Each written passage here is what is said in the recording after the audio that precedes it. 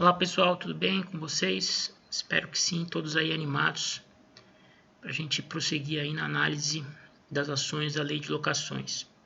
Hoje nós vamos tratar da ação de revisão de aluguéis, ou revisional de aluguéis, que é uma ação que tem bastante incidência prática e certamente vocês, quando forem atuar profissionalmente, vão acabar se deparando em algum momento da carreira.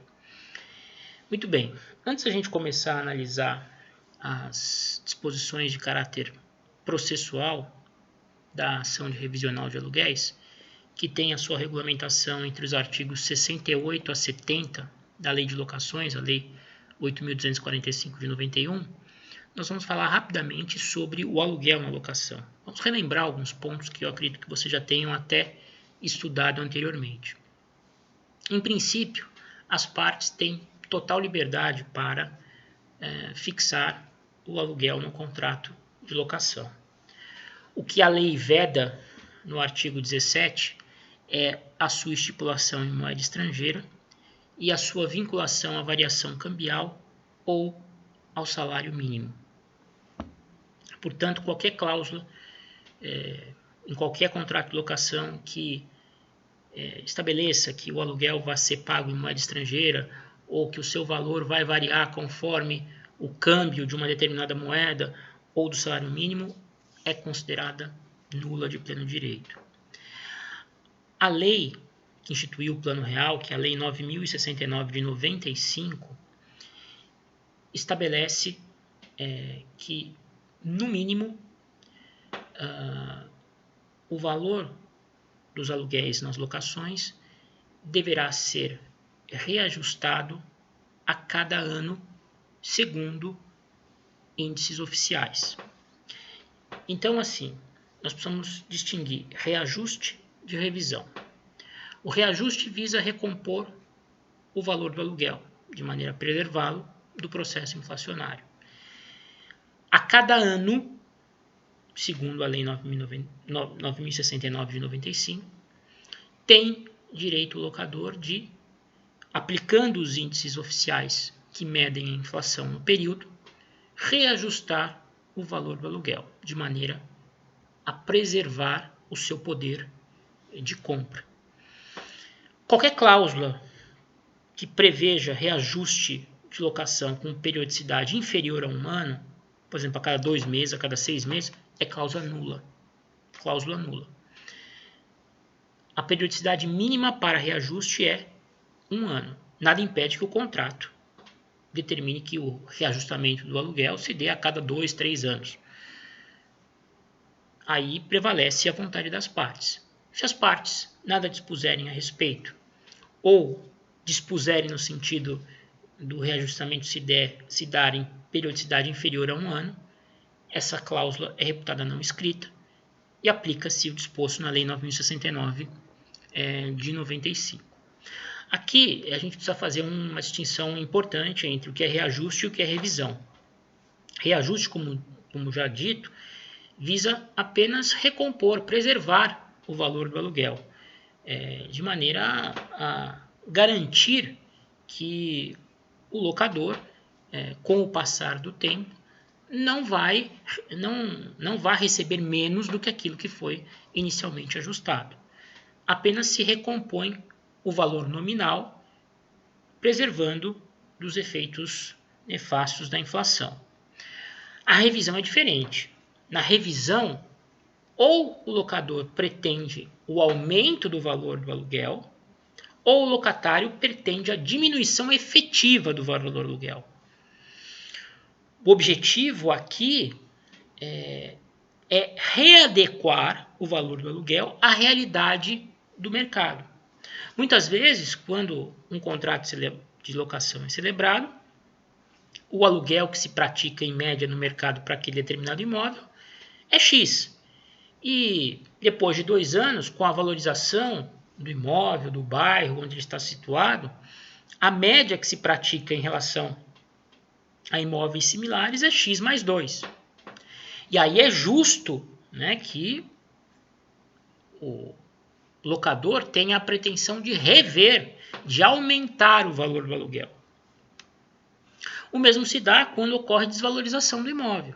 Às vezes, no momento da locação, o valor de aluguel praticado no mercado em média é X, e dali a um tempo vira X menos 2, porque a região onde está situado o imóvel acaba sofrendo uma desvalorização, acaba de repente não recebendo os cuidados adequados da prefeitura do município, a acumulação ali de moradores de rua, enfim. Várias são as razões que levam à diminuição, né, do valor médio do aluguel de um determinado imóvel. Às vezes a própria situação econômica do país, enfim. O objetivo no pleito de revisão, seja pelo locador, seja pelo locatário, é readequar o valor do aluguel à realidade do mercado. Essa readequação do aluguel à realidade do mercado pode ser feita, em princípio, segundo o artigo 18 da Lei de Locações, a qualquer momento, desde que as partes entrem em acordo a respeito dessa necessidade. Então, segundo o legislador, é lícito às partes fixar de comum acordo novo valor para aluguel, bem como inserir ou modificar cláusula de reajuste. Percebem? Consensualmente, a revisão é possível a qualquer momento. Pode-se rever, inclusive, a cláusula de reajuste apenas. Ao invés de reajustar o aluguel a cada 2 anos, conforme inicialmente ajustado, se revisar a cada ano, porque a inflação, de repente, naquele período cresceu muito. Isso depende da composição entre os contratantes. Agora, não havendo composição, ou seja, não havendo acordo entre o locador e o locatário, a revisão, segundo o artigo 19, só pode ser exigida judicialmente após 3 anos de vigência do contrato ou do acordo anteriormente realizado. Vejam o que diz o legislador. Não havendo acordo, o locador ou locatário, após 3 meses de vigência do contrato ou do acordo anteriormente realizado, poderão pedir revisão do aluguel a fim de ajustá-lo ao preço de mercado. Então, a revisão que é imposta, a revisão obtida através de ação judicial, demanda uma espera, tanto por parte do locador como por parte do locatário. Não pode o locador, desejando aumentar o valor do aluguel, no ano seguinte à celebração do contrato de locação, pura e simplesmente manejar uma ação revisional contra o locatário. Para rever o aluguel judicialmente, para cima ou para baixo, é preciso o decurso de 3 anos de vigência do contrato ou do último acordo realizado entre os contratantes que definiu o valor do aluguel naquela determinada locação. Tá? Então, é preciso se lembrar disso. A propositura de ação revisional não pode se dar antes de 3 anos da vigência do contrato ou antes de 3 anos de vigência do último acordo que reviu o aluguel, que foi instituído entre as partes. Bem, dito isso, vamos falar propriamente das disposições processuais que cuidam da ação revisional de aluguéis. Bom, como eu disse, a revisão de aluguéis encontra a sua regulamentação nos artigos 68 a 70 da Lei de Locações. Vamos então comentar esses artigos aqui e tratar das peculiaridades do assunto. Bem, nós primeiros temos que entender o seguinte, isso já foi falado na primeira aula sobre ações de locações. Ações da Lei de Locações. A Lei 8.245 é do ano de 1991. Portanto, ao tempo em que ela foi promulgada, e passou a valer, o regramento processual seguia os ditames do CPC de 1973. O CPC de 1973, por sua vez, vocês sabem, foi substituído a partir de 2016 pelo CPC de 2015, que introduziu importantes modificações no regramento processual, abolindo ritos e promovendo modificações importantes em outros ritos que já tinham a sua regulação dada pelo Código de 73. Então, nós temos que ler o artigo 68 da Lei 8.245, que é de 91, à luz da nova legislação processual. Porque, como nós veremos, no corpo desse artigo 68, no caput, nos incisos, há algumas menções a dispositivos e a formalidades próprias do CPC de 73, que já está revogado. Ok?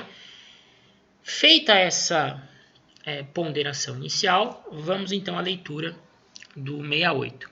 Bom, o 68 começa dizendo, já no caput, na ação revisional de aluguel, que terá o rito sumário, observar-se-á o seguinte.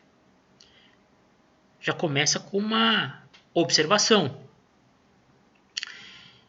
O CPC de 2015 aboliu o rito sumário.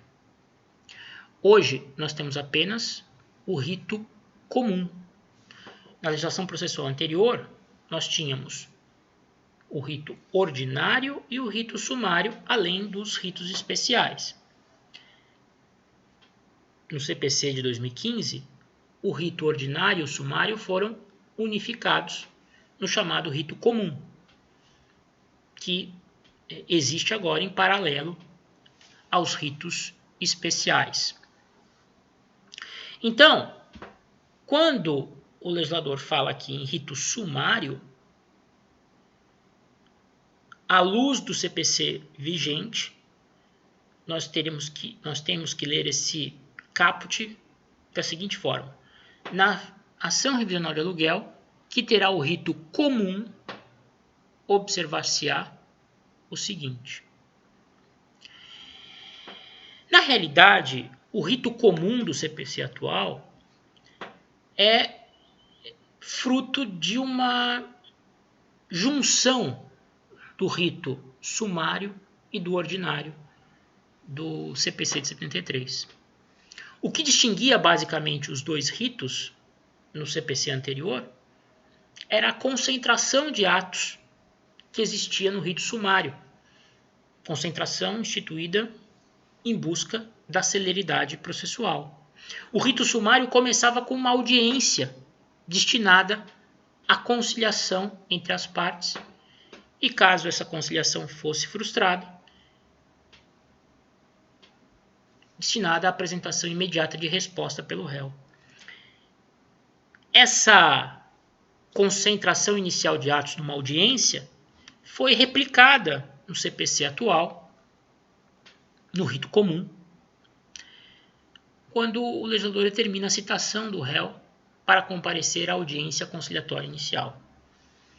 Então, de alguma maneira, o CPC atual incorporou algumas regras do sumário para o procedimento comum. Tá certo? Mas, enfim, isso é só para ilustrar todo o contexto aí para vocês. No próximo vídeo nós vamos falar dos incisos do artigo 68.